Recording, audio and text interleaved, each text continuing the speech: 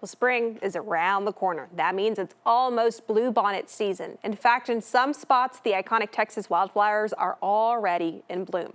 So what does that mean for the rest of the season? Our Jesus Martinez spoke to an expert to find out.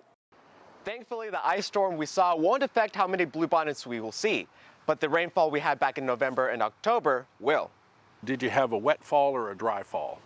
And so if those seeds which germinate in October and November, if they got moisture and a good development, they'll go through the winter without any problem. Bluebonnets, they're not just another wildflower. No, they're the official flower of the Lone Star State. But did you know there's more than just the blue flower? There are actually 7 species of bluebonnets. But they're all considered the state flower of Texas. So Indian paintbrush is a very popular one, and that's the orange and has those going through there. And it won't be long before we start seeing those amazing flowers on our timelines. In fact, bluebonnets have already started blossoming in parts of our state. So when is the best time to take those iconic photos right here in East Texas?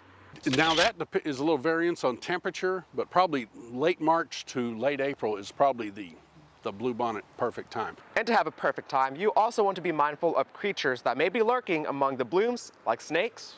And also fire ants, okay?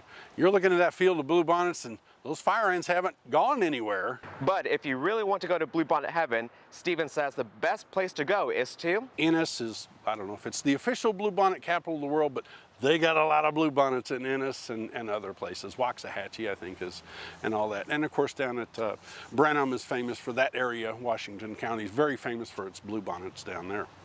And right here in East Texas, we also have amazing places to see those amazing bluebonnets. We'll have a full list of locations on our website, cbs19.tv, and make sure to tag us on those bluebonnet pictures this spring.